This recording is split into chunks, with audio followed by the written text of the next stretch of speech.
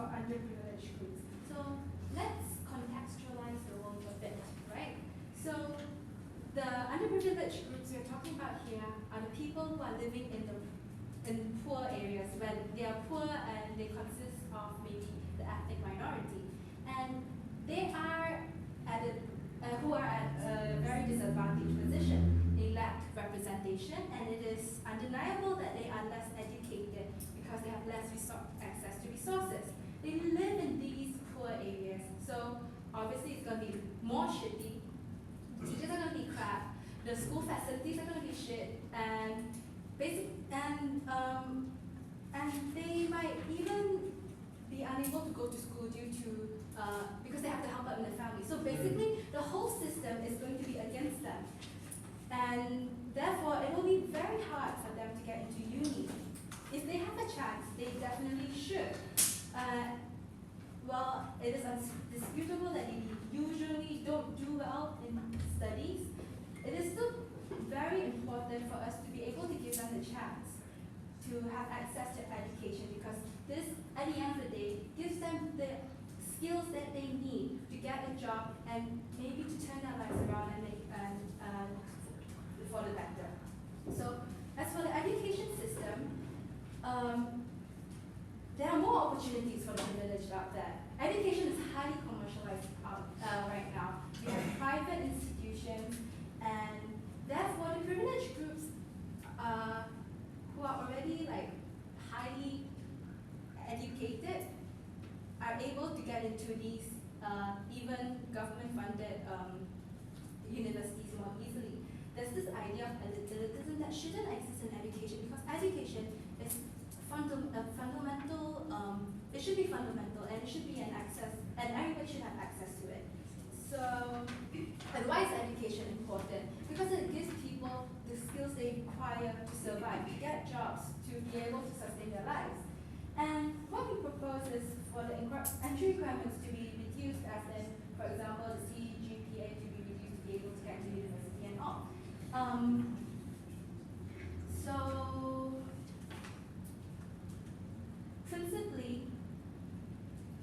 this aligns with the principles of education, which is that people should get a chance to have access to it, basically.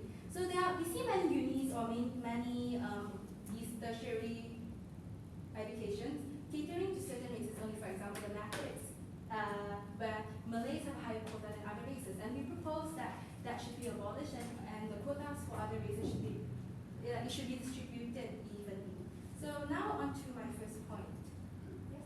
So in principle, if all these people are underprivileged, are you willing to reduce the qualification the requirements such that most underprivileged people who apply will get in regardless of their qualifications? Yes, we will, because this is the principle of education. Everybody should have access. Everybody should have the chance to be able to gain the skills and able to gain the knowledge to get a job. So firstly, which aligns really nicely with Brian's first point, that is they have more job opportunities. So by lowering the requirements, we get to more underprivileged kids get to get into school, into university. They get to access to education, and they get to graduate with credentials that will help them get a job in life. Some may argue that we have vocational schools for them, but that does not exactly cater to the principle of education, where education should not discriminate against anybody just because of their race or the background they came from. And furthermore, it is undeniable that in this modern society, machines will eventually replace human labor. Why do companies want to use machines? This is because machines are much more cheaper and they are much more productive than a human labor. Therefore, it is unfair to put them into vocational schools and then to later have them be phased out by these machines. They will be displaced, they will have no jobs, and they'll just end up in that slum hole that they came from. So this shows why education is extremely important. So now, what is our worst case? Okay, we have two scenarios here. First, they don't do well in university, or they even suffer in university, because as he has established earlier, universities they cater to the privileged, they cater to the ones who already do well in education. I would like to point out that they already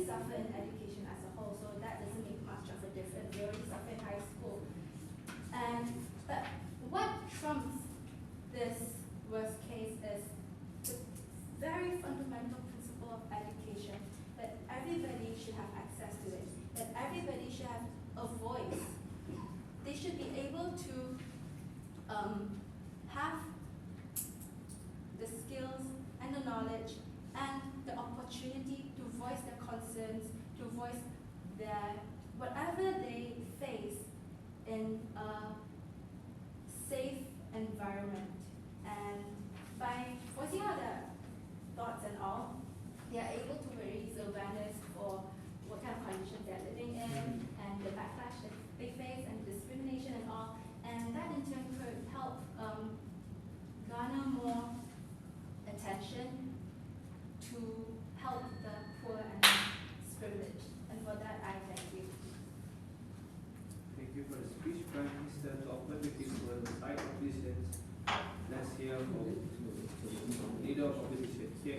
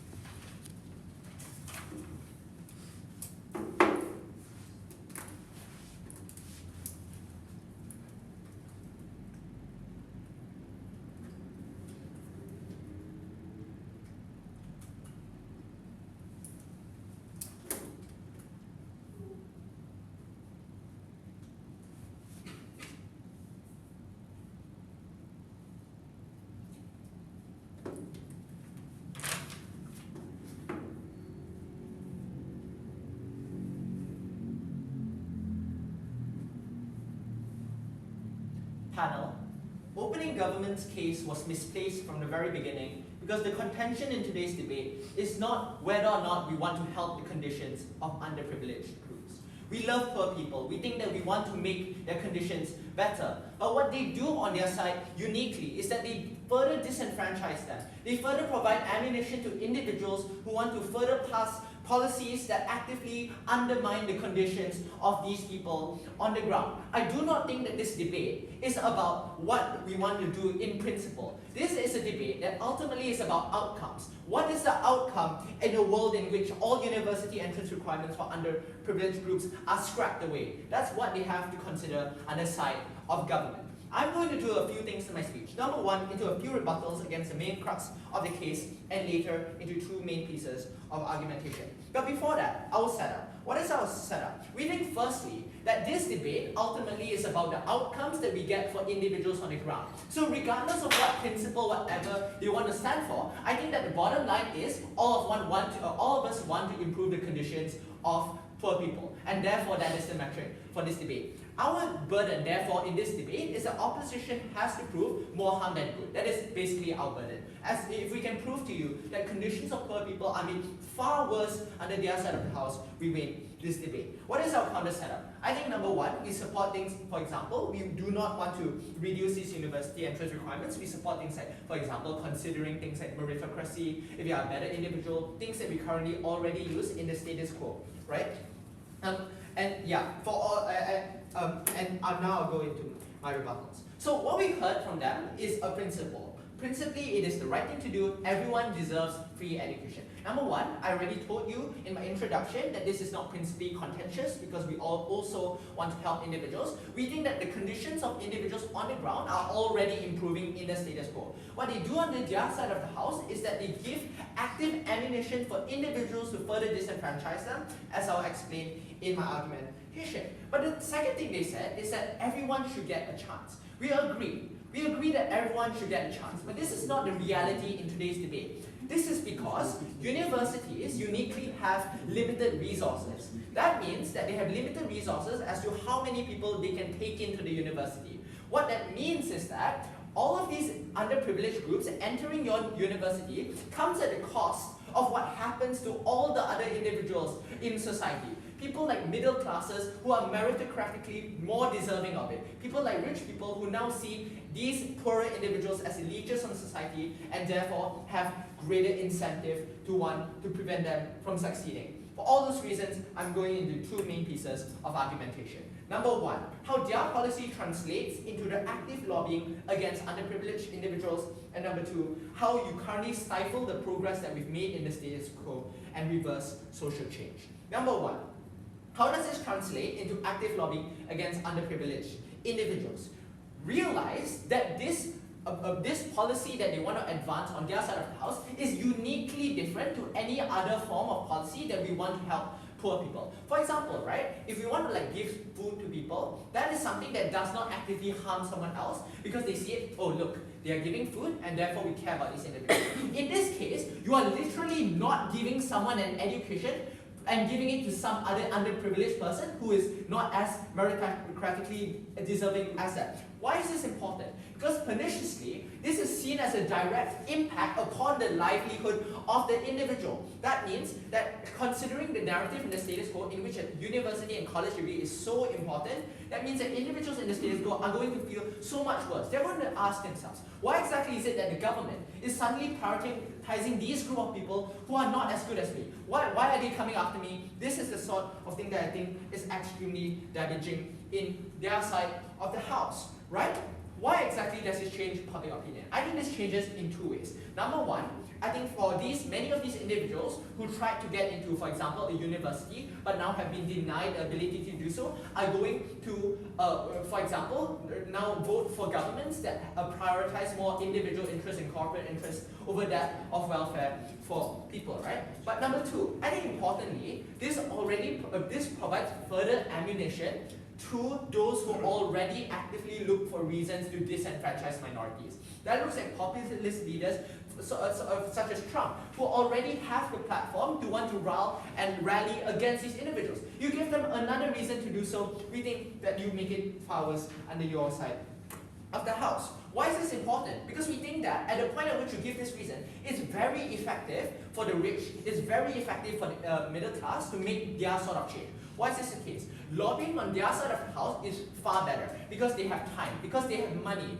Just realize that super PACs and the way in which the government is constructed, it's mainly built by rich people and those in positions of power. Contrast that to the horrible conditions in which underprivileged already live. If they work in a sweatshop, they have no time whatsoever to go and lobby or go on protest because it's going to mean that they are fired, right? These are the sorts of things that we think are very important in today's debate. They further told us, right, that these underprivileged people are unable to do well even if they get to university. I think this is true, and that's exactly why it's far worse on their side, because at the point at which they're unable to also do well, that gives further ammunition and a further reason as to why these individuals are literally useless and they are unable to make any impact to society. The importance of this argument is that we don't have to prove to you that we are making things better, but that their policy uniquely makes things far worse for poor individuals on the ground, that underprivileged people who we also care about on the outside of the house are further undermined.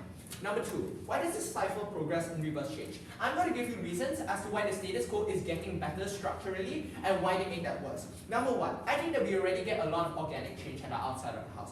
What does this look like? It looks like greater education and social awareness. We believe that the arc of history will always bend towards justice. That is to say that when people are more socially aware, when you get more access to information through the media and things like that, people are more likely to have a greater degree of understanding and empathy for individuals, right? It also looks like narratives by more media outlets who are more sympathetic to the plight of the poor. It looks like CNN, for example, who now spend far more media time covering what's actually happening in areas like Bronx, right?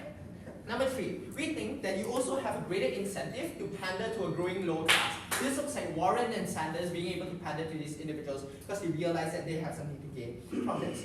What you need to take away, panel, is that uniquely what they do on their side of the house is that they further stigmatize these individuals who people who are actively going after their rights. We stand for the poor, we stand for the underprivileged. Very proud to folks. Thank you for the speech. The Norwegian now is from Deputy Prime Minister KFA.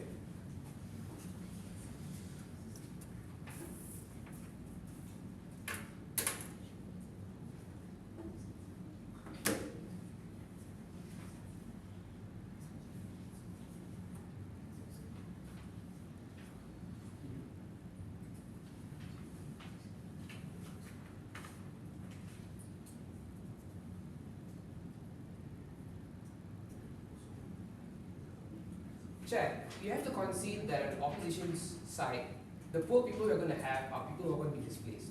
Notice that the entire argument that Chloe wanted to bring to you about how people are going to be unemployed and going to be displaced from jobs, from mechanization, is something that was never engaged from this side of the house. So let's do a bit more analysis of what opposition case looks like, right? Let's just say you stick to status quo, where you stick to jobs which could be replaced by mechanization, which are much more cheaper and accessible to people. I think the comparative that happens on the opposition side is, first is people who never had jobs. What does this mean? This means they depend more on welfare. So that means a lot of the government money which they didn't want to put in other areas is going to be filled forever to people who will never be able to get jobs. Because under your side, you give no option for these people to be able to equip themselves with some skills to get out of the poverty cycle or become less of a burden towards the welfare system. What does this mean? This entirely relates with the entire case of people lobbying against them. Because if more money is being spent on welfare for people who cannot cater for themselves, it's more likely for their side to suffer with policies going to batter the poor people and saying that we should not advocate for them. But second and more importantly, I think under your side, if there's no people who can even work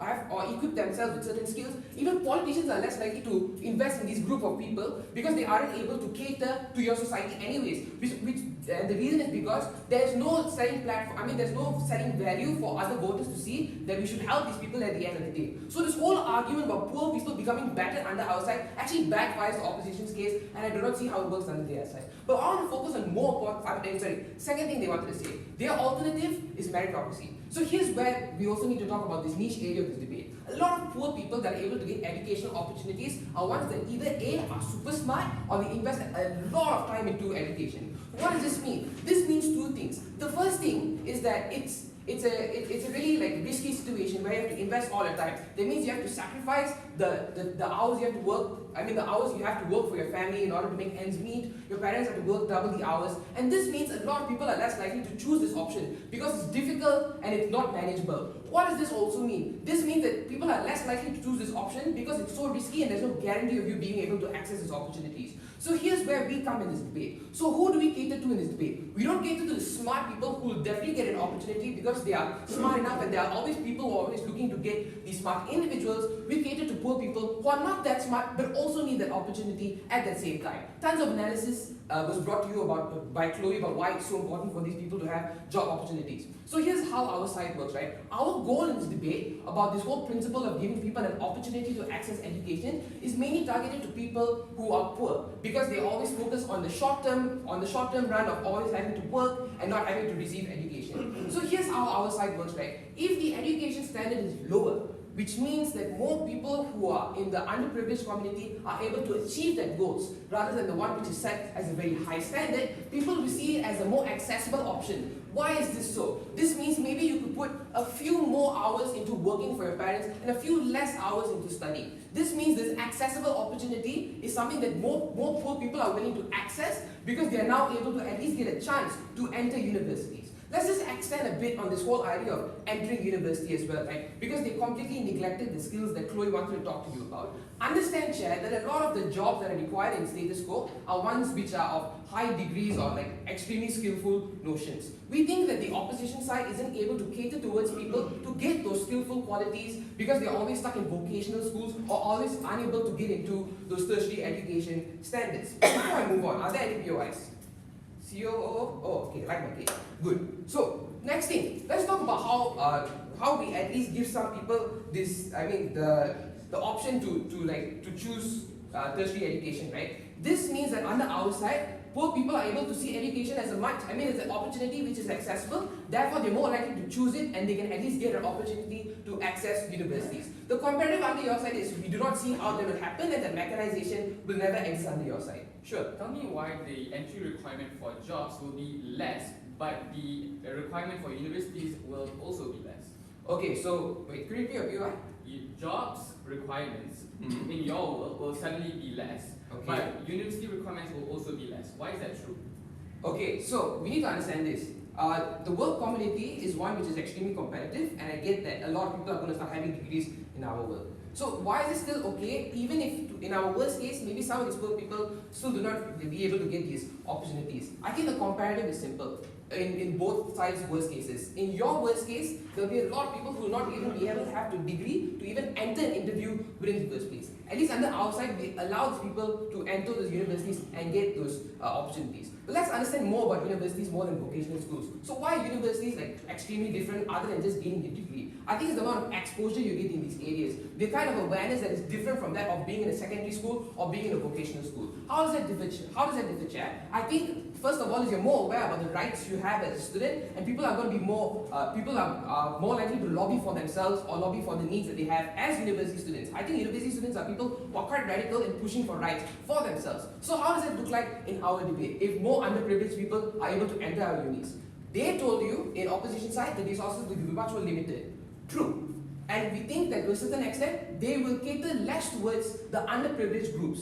Why is this okay? I think under our side, at least when you enter a uni and you realize the resources do not cater to you, you have a higher number game of people who are willing to support your side and advocate for the resources which don't comply towards the underprivileged community. So what's the outcome under our side? I think under our side, A, we have people who are more socially aware of the standards they are set in and the action that they can take in order to cater towards the circumstances. But B, we have a number game that we can play in of educated people who realize their potential, which will never exist under side opposition. What are a few worst cases that we need to, what are a few other things that we need to understand in this debate? Chair, I think under our side, we have to concede that university environments are quite shit and maybe our students will not be able to score, maybe they repeat a lot of subjects. I think it's still okay as long as these people are able to have that opportunity to get some skills. Even if you're a dropout from university, in the worst case, you have some exposure to skills that you're able to access from different opportunities. I'll give you an example. Maybe you're an IT student who knows basic programming of C, because that's the most basic form of programming. Even if you get dropped out of university, there are jobs waiting out there for you for simple programming activities. I think jobs like those will still exist even if you're a dropout of university. In your vocational school, you will never go to get that exposure to jobs which will exist in the future, where your jobs will always focus on the past. I've never felt prouder to propose.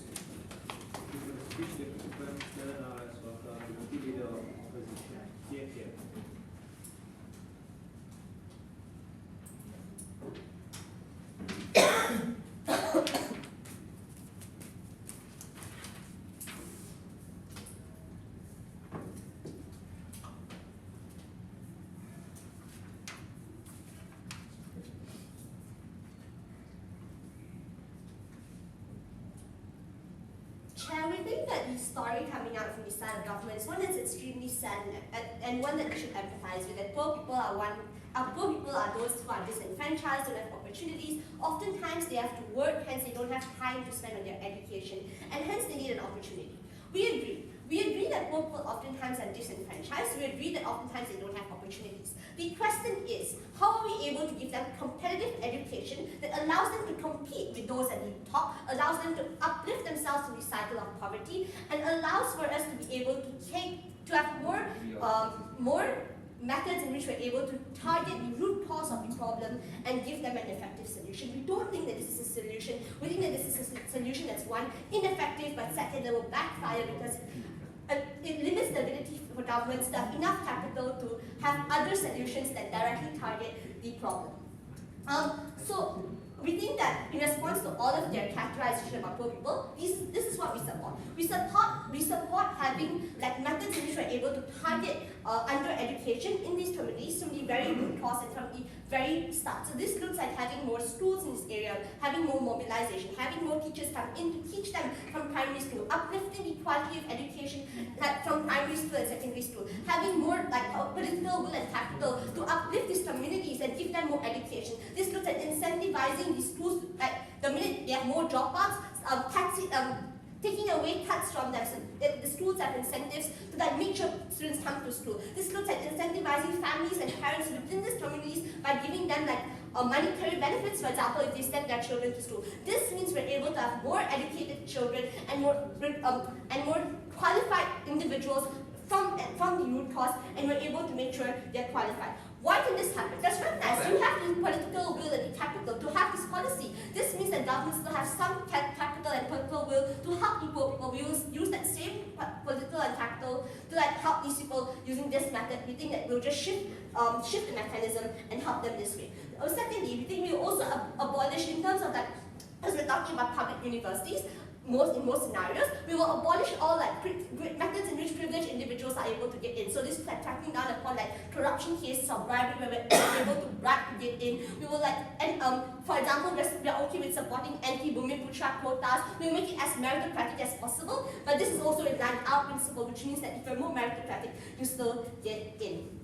We think that we are able to uplift the quality of public education, make it more competitive, and hence these individuals will get meaningful education and truly be able to compete in the workforce. First argument, why this tramples over all other metrics in which you are able to help poor people. Recognize governments want to shift liability. They want to say that they have done enough for poor people, that they have already given opportunities to these people. We think that at this point where you're given them easy entry university requirements is when a lot of poor people probably will enter these universities. What's the harm here? We think they will not do well in universities and they're not qualified to even get those degrees to begin with. Why is this true? Number one, if it's true that from the very get-go they didn't have education, they didn't have that basic knowledge for them to be able to compete, how are they going to get degrees? How are they going to be able to follow the syllabus, understand, or they recognize public universities are so bad, lecturers aren't able to focus on you one-to-one, they don't have the attention, they don't have the time. This means that these people are going to come into universities where they can't cope, can't understand anything, probably will fail their degrees, drop out. This means that it's a literal concession that although government gives opportunities to poor people, there's going to be statistics of how badly they do, that they failed university, that they dropped out. This means that governments are able to say that there's a general perception that even though we gave opportunities to poor people, they still failed us and that we've already done enough. We think this is harmful and we think this is anti-poor people. We suggest that we want to help poor people from the start so that when they get into university and recognize that more people will get into university if they're more qualified, this means when they do get in, we think that people are able to acknowledge it, that it's their own merit, and they're likely to do far greater, which it disproves societal narratives that poor people can't do well. Recognize when poor people do get into university on our it's because of their credit, and we think that's when they do well. But secondly, why poor people don't do so badly on their own? Recognize if there's a perception that you didn't deserve that spot. This means people are likely to discriminate you, your morale is likely to be low, you're likely to feel like you weren't supposed to be there. This means you're not going to form connections, you're likely to drop out to begin with. We think society is going to have that ammunition against poor people, and we think that's harmful. But secondly, why do public universities become so bad on their own? Recognize the only alternative poor people have and the only chance of success poor people have is are public universities. So all your poor people need those public universities to be competitive, to be able to get competitive degrees, to be able to climb up the social ladder. What happens on their own? Recognize there's so many underqualified people going into public universities. This number one leads to less quality education within these universities. This is secondly, rich people will realize that there's a lot of people failing within public universities. This leads to a narrative that public universities are bad, they're only for poor people. This leads to less political will and capital within these universities because you recognize you don't have statistics to prove that these universities have students that are capable. This means that public universities are likely to die out. All your privileged people will go into private universities, all of them will access more competitive education, they will climb up the social ladder. Public universities are likely to die out, and all your poor people that actually do study, that probably will have gotten their education an hour, go into shit public universities that aren't even competitive, fail their degrees, and in general, even if you do study, you still go into a bad university, there's less facilities. Recognize the status quo. When public universities are competitive, because the poor people that go in are actually qualified. We get more funding. Oftentimes these are contacts that we have with rich people who have their children go in or have connections that uplift public universities, and hence your poor people who go in are able to compete in the job market. Recognize the job market is so competitive, all the basic education failure that they want to have will keep poor people stuck in that poverty trap because you failed, you're a job at a university. How are you going to compete with all those other people who have those university degrees? This means you're going to get bad jobs, you're going to be paid the same jobs that they are paid in the status quo. You don't have the upliftment of society, you aren't able to break out of the poverty cycle because you're continuously stuck in bad public universities. We think that when the point at which we're able to uplift them from the status quo, get more people in school from the very get-go, make them qualified, give them more opportunities in the same capital that you have, that's when you get more good qualified underprivileged people into these universities. They feel uplifted, they're able to do well because those public universities still are able to maintain their reputation and perception. Those public universities become a good opt-out for them, not the one that they want to propose. Thank you for the speech. Deputy Leader of Opposition. So for the closing of the debate has got the member of government. Here.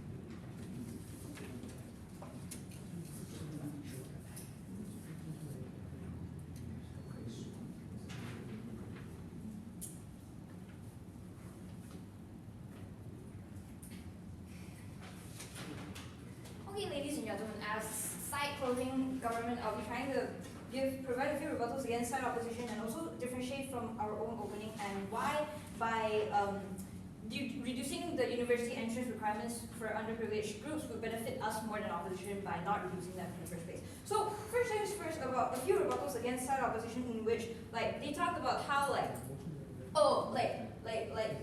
but the government shouldn't be prioritizing on only providing more tertiary education towards these poor people and should be prioritizing on giving them more primary and secondary education in the first place and stuff like that. But the problem is, in status quo in general, the government and also society itself is already providing them with more and more easier accessible secondary and primary education for them in order for them to improve in their education and stuff like that. I mean, this has already happened in status quo. We're just, as side government, we're trying to provide them with a we're giving them one step ahead. We're giving them a better chance in getting tertiary education after getting this type of secondary primary education and stuff like that. So, this isn't necessarily just a benefit on your own side, and so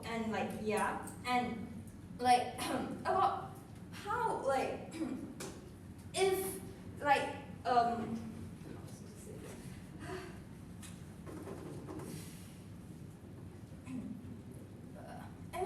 okay, and on our side, at least these underprivileged people, even if they because they're slightly more uneducated than normal people, and they aren't able to catch up within tertiary education and stuff like that, and so on and so forth, they aren't able to graduate as easy as these people. At least they still get their foot in the door. At least they still are able to join and experience what it's like to be in tertiary education. They know what they're able to experience it in the first place. Rather, on their side, they aren't even able to get a closer look on how it's like. They aren't able to experience this for themselves. They're gonna be up in front of this type of this wall against them, against this being able to access to this education in the first place. So yeah, and continuing on. So as side closing government, we're trying to say that we're not just going to be saying underprivileged people as only poor people. We're not going to say we're gonna compare only on poor people and rich people. We're gonna say other minorities like racial minorities and other type of minorities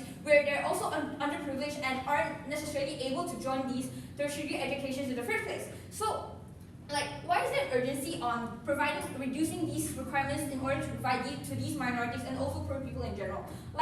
There's more exposure to them.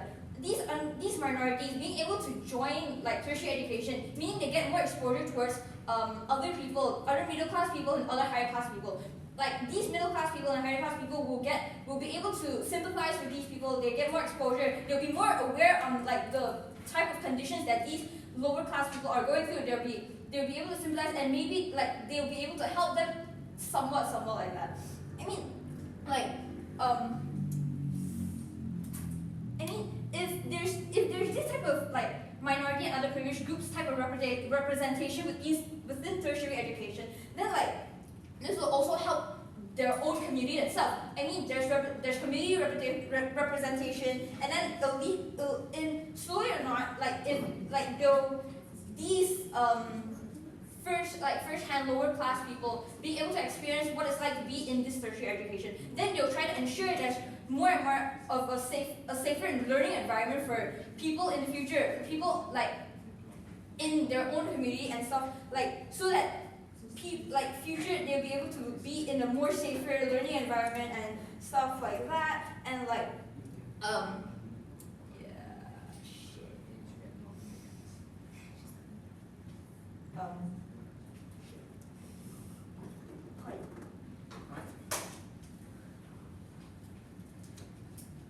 and like, okay, imagine this. If these people, minorities in general, if they had the chance to be able to join tertiary education in the first place, they'll obviously try their hardest to like be able to learn as much as they can, try to catch up even if they aren't able to do it as fastly and such like that. And if they are able to do so, then they'll have more higher chance of getting a better future, and they won't have to lead into a more darker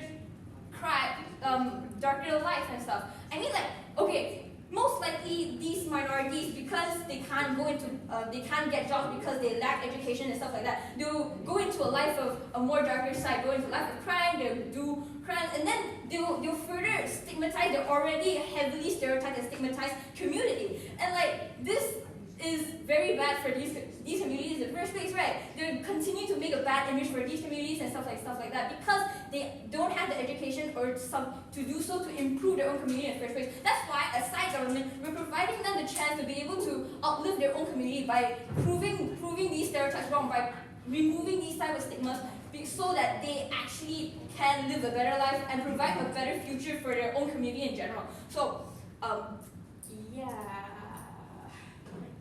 I was at the end of my case now. Thank you for the speech, member of government. Now let's welcome member of opposition. Here.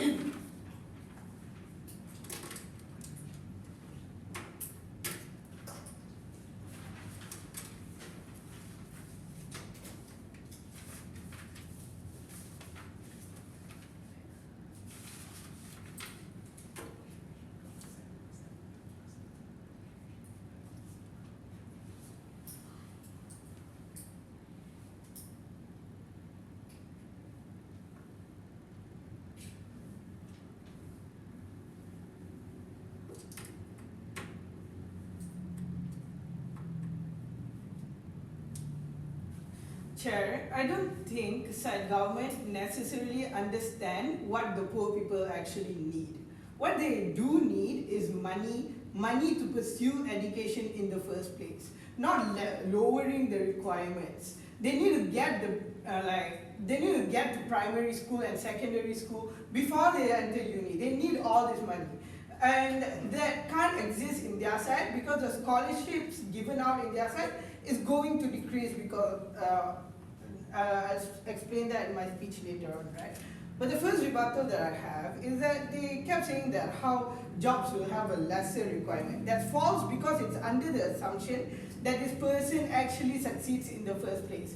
They can't succeed because they don't understand the syllabus. But number two, even if they get the job because of lower requirements and so on, this person is going to get fired like in the long term because this person can't really do like the job that was given to him. Like maybe he becomes an accountant, but he can't really do accounts because he didn't really qualify for it in the first place. Therefore, he didn't really learn how to do accounts really well in the first place, right? Our stance in this debate is that we give more scholarships to the poor. Number two, we weigh in backgrounds in decision, but still have meritocracy in our side. We tell you that there is actually no need to give our lowering these requirements in the first place because we believe that universities already want to be more diverse because of three reasons. Number one, they want to be seen as more progressive. But number two, admissions committee are younger. That means they are liberal and more likely to help the minority. But number three, they want to appear as socially palatable, right? we think that side government made a weird case in this debate because like they said their whole case was like how like if you lower the requirements of university, then suddenly like every poor person will go into university. So you don't really understand that just because you lower the requirements of the university, you still need money to enter the university in the first place. That means you still need more scholarships to be given in the first place. And we tell you that our side gives out more scholarships because the benefit of giving out more scholarships is number one, more underprivileged people get chances, right? But number two, they actually try hard to get the scholarship, right? That means they are more likely to learn everything and like to try and not just give up midway because they believe that the requirements is already low. That means I don't need to study that much. But number three, politicians can't neglect poor people after reducing the requirements, right? And number four, people don't get to marginalize them because they don't deserve it, right?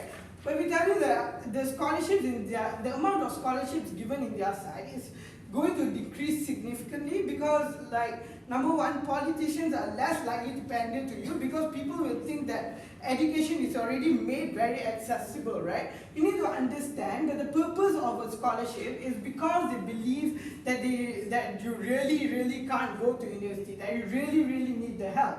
But the moment when you like make it like easily accessible by lowering the requirements, there's no incentive to give that scholarship out in the first place. But number two, we tell you that corporations aren't going to give out these scholarships either, right? Because understand, when a corporation gives out the scholarships, it's an investment, right? It's an investment towards the person, like to contribute to you after they study, right? And that doesn't happen because in your side, there's going to be a notion that all poor people are like far dumber than everyone else, right? There's going to be that notion because the moment when you lower these requirements, you're already painting them out as like unqualified people. They need these low requirements in order to get to university and so on, right? We tell you that number one, the problem that exists is that side governments stance creates a world where they are undermined even more, right? This is true because it creates a perception that all underprivileged people aren't qualified for anything they get. Because people are going to think this person only got in this university because the standards were set low for him. Even if this person is like super smart, he's still going to suffer from the harms that is going to happen, like being called out, like being not unqualified and stuff like that, right? Like that's still going to happen even if this poor person is smart, right? If we tell you that if a poor person enters Harvard, he's always going to be bullied because people will always say things like, you didn't even qualify in the first place, you don't fit in with us, you're not as smart as us, you only got in because the standards were low, and things like that, right? We tell you, sure. For that. Government is going, yeah, sure. Yeah, so the problem with the entire opposition bench, as you can see, is that there are poor people who never have a selling point in order to gain any votes or to continuously be discriminated. The comparative on our side is there's an opportunity to at least access some education so you become valuable for the votes of the parents. That's true, but the question is that education that you get actually worth it when you suffer all these harms, like being called out for not being being unqualified, and also you don't even get a job because your boss is going to pick a rich person over you and stuff like that, right? Sure, government is going to say that if this person becomes successful, all these harms of being bullied is going to be washed out. But we tell you, understand that that's an assumption that is unlikely to happen. We tell you it's unlikely because the moment you hear these verbal bullies chanting disgusting sentences like you didn't qualify in the first place, that's when your self-esteem is destroyed. Because all this while you believe that you got into the university because you were smart, because you were optimistic bias, you thought of that. You thought you only got into the university because you were smart. But the moment the people that start calling you unqualified and stuff, that's when you question your own abilities in studies, right? That's when you are unlikely to actually pay attention in class to actually become successful, right? Because we tell you that happens, right? But let's just say even if you become successful, they tell you that the long-term harm still exists in their side. You don't necessarily get jobs like easily, like OG said, right? Because understand that corporations hire people based on capabilities, right? They always want the most qualified person. That means like the probability of this poor person getting a job is significantly less. If a rich person applies for the same job and you go against a rich person, like a rich person who is equally qualified and a poor person, this rich person is always going to get the job at the end of the day, right? For them, go with outside.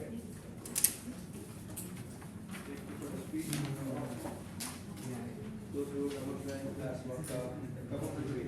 Yes, yes.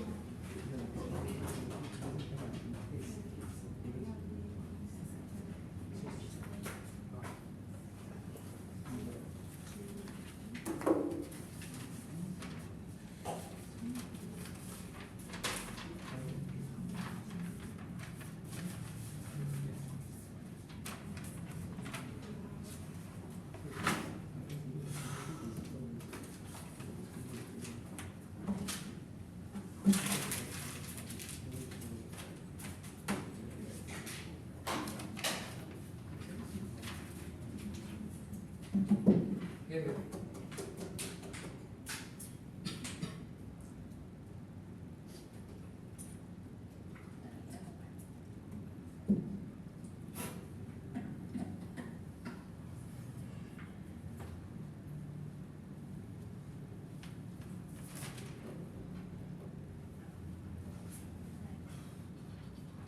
Right, first off, what I'm going to do is I'm going to clarify what my previous speaker wanted to talk about, and basically what is the differentiation from CG as opposed to OG, right? So we believe that I think that there's a fair amount of, ironically, underrepresentation of what underprivileged groups look like within this debate, especially in open houses. So we also wanted to talk about people within racial, religious, and sexual minorities as well. So I think the clarification here needed is that why is it these people are involved or why are they poor? Because we have to remember that statistically speaking, 40% of homeless people are LGBTQ, and about 67% of people below the poverty line are usually racial or religious minorities as it is. So most likely than not, there is some element of cross-sectionality here, and these are the type of elements that need to be taken into consideration for this debate to be as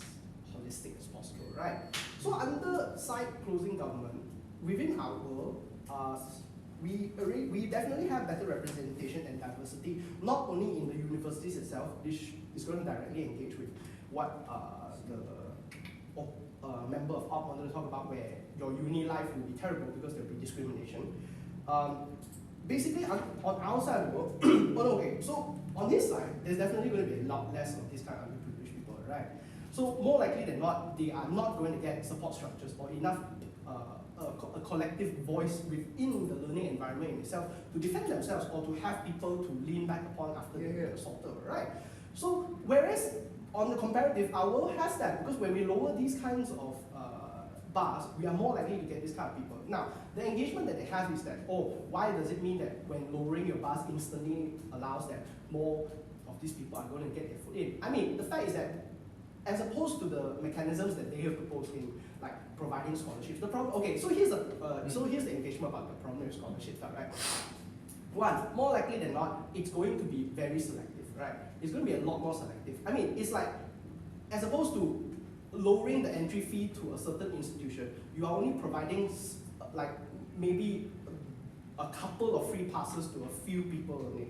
That's the problem here. So in other words, on their side of the world, they benefit underprivileged individuals and the community on a wider scale a lot less as, comparatively, right? So why is better representation and diversity in a professional job market, why is this important, right? So more industries, they're starting to become more progressive. They need more representation inside there. And also because we already know that there's a lot of toxic narratives within this kind of industries that definitely the modern industry, they are looking towards to fix that. But if we don't get enough of these underprivileged people in there to actually represent this kind of people, rather than men talking about women's health kind of a problem, we need actual women inside these kind of boardrooms to actually express like these are the problems that we're facing. Please listen to us because we've actually experienced these kinds of things, right? So if you don't get poor people or underprivileged people or minorities inside these kinds of meetings or decision-making processes, we don't think that any sort of progression happens on the side of opposition, right? So we think, on that comparative, we think the opposition fails. Maya?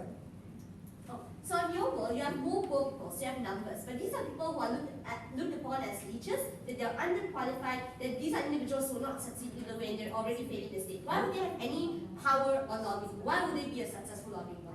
No, the only reason why they don't have a powerful lobbying bloc because not enough of them have their foot in the door. They are not within the spaces that allow them to voice out in the first place. Under your side of the world, they are stuck in those echo chambers inside those communities that they are languishing in. I don't think, all they're waiting for is some like Bernie Sanders and Elizabeth Warren type people to go to this kind of people. Oh, look at me, I'm going to represent you, I'm a white man. Then only they get the voice. But under our side of the world, we are more likely to get people who are representing their own community rather than waiting for a white savior to come and save them in the first place. So we think under our side of the world, we get a lot more political representation, both inside the universities, inside the learning institution itself, and also later on when we grow up and work in workplace, right? Okay?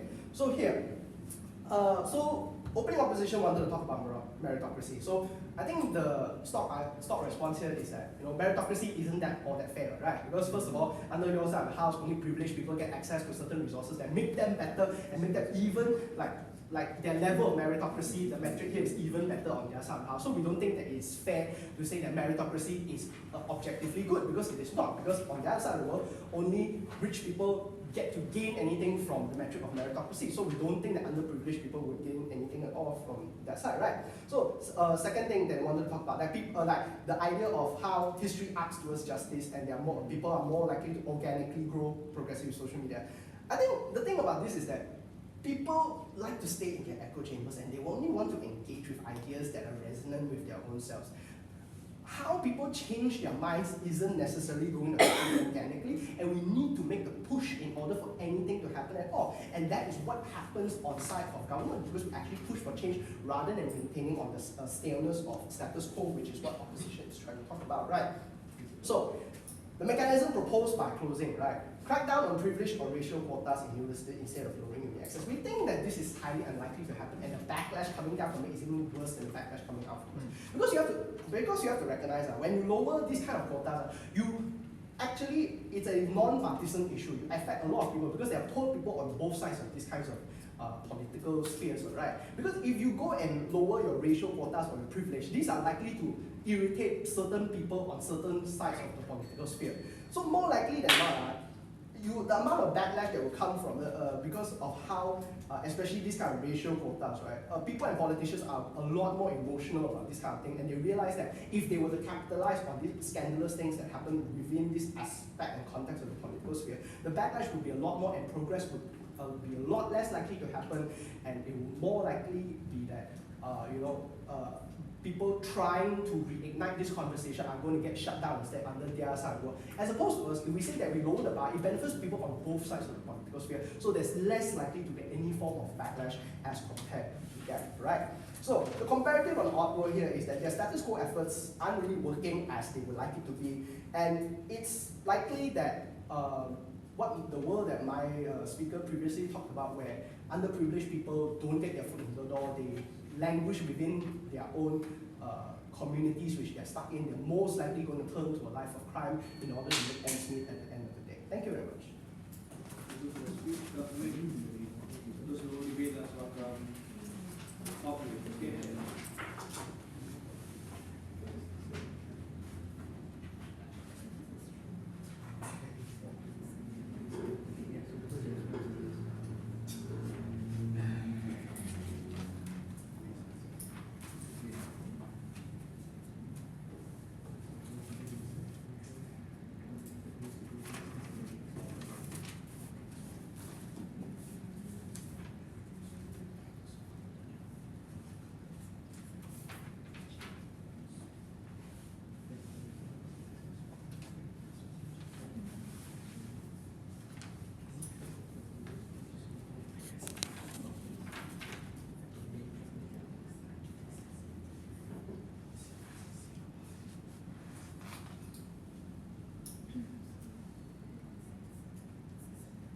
Panel, this is what side closing government wanted. We wanted more scholarships to happen.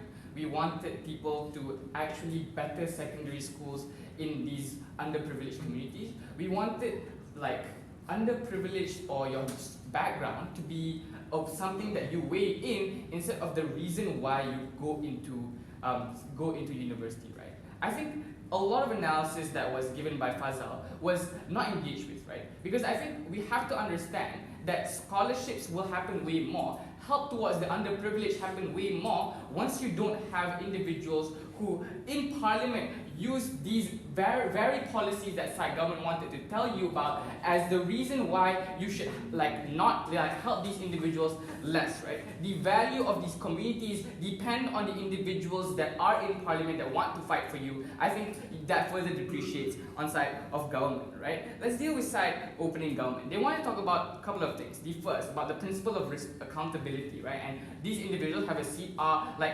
underprivileged, right? And it's unfair. It's true, right? I think we can also win in this principle of accountability because we also have things like giving more scholarships and things like that. The reason why this is important is because you actually have individuals who are valuable and are qualified to go into universities, and that's the extension that we gave you. The second thing they want to tell you, have a seat, is how job opportunities happen way more. The problem with the logic in this is that sure, maybe university requirements become significantly less, but job requirements don't become significantly less, right? Because we think that jobs and corporations who want to give out scholarships or just want to give you, take you as an individual inside their workforce are less likely to want to have an individual who dropped out of the school because you were given a space that you weren't qualified for. But secondly, have a seat, I think they're less likely to want an individual who, I think comparatively, these individuals are way more likely to pick individuals who have a better track record, right? They're good in secondary school, they're good in uni. I think the comparative is way worse because you don't have these individuals getting those spots to begin with. Automation harms these individuals regardless. You can't depend your entire case on that. And the third thing they want to say is how, you want these people to vote for policies that help the poor, right? This is extremely problematic. Have a seat. Because I think that once you have an individual who is poor being there instead of an individual who is from the middle class, that means the middle class who are qualified to be in those circumstances are going to feel as if their space is robbed, right? That means that you don't get those votes in parliament anyway because the majority will already marginalize you even more. You don't get any more. The circumstances for these poor people don't get better anyway. I think you have to deal with that characterization, right? But let's move on to closing government. Closing government wanted to talk about a couple of things. The first, they didn't want to make the scope of this debate to only underprivileged who are poor, right? I think that's good. That's amazing characterization. I hope it was in OG. But I think it's problematic still because once you have individuals who are good, who are good from racial minorities, you further enhance the stereotypes towards individuals who aren't able to make it, right? Because the people who made it, have a seat, will push poorer people away or people who didn't make it away, right? Why is this true? Because I think that politicians are going to use them as tools to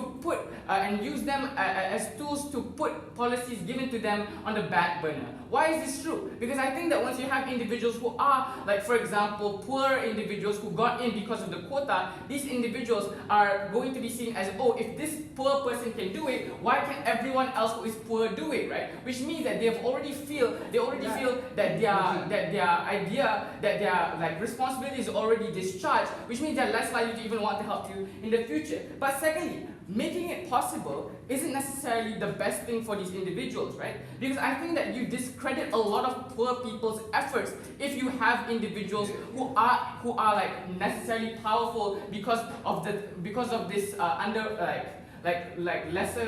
lesser entry requirements, right? Because I think that things like individuals who aren't good enough to become or drop out of these schools, or even if they have degrees but I think the problem with these individuals who still have degrees are going to always be viewed as individuals who are lesser than everyone else because of your requirements are low. I think the problem is that you have more things like microaggression. You have more things like legitimizing the stereotypes put upon these individuals. It happens in day-to-day lives, right? You don't have like on-site closing government helps these individuals because on the comparative level, we at least have or we don't have this microaggression way worse. But secondly, I think it's better because you have like at least you have some help towards these individuals, which I'll tell you more in my speech, right? Before I move on, sure.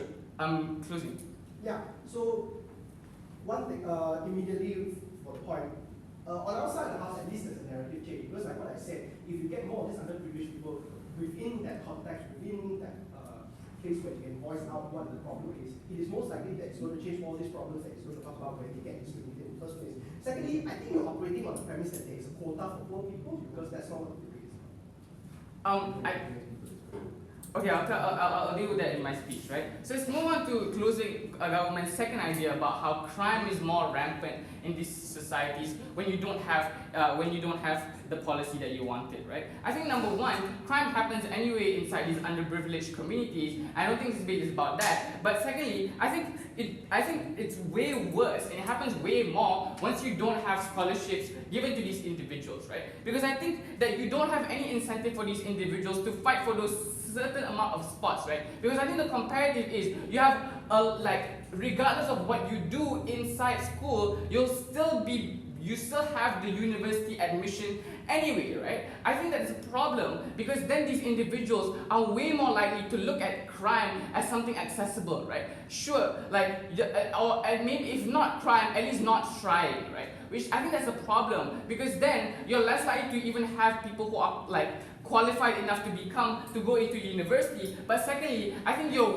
it's way more likely for these individuals to always fall back on certain stereotypes that have already been given to them in the first place, right? I think the comparative is once you have this selected niche amount of spots for scholarships, at least you don't have an alternative for these individuals. Individuals who are underprivileged, who still want to make a name for themselves, have to study hard, right? I think the qualifications for these individuals will be better, and at the end of the day, I think you get more jobs for these poorer communities. For all reasons, go aside. Closing off. Thank you for the speech. Please cross floor and 6 7.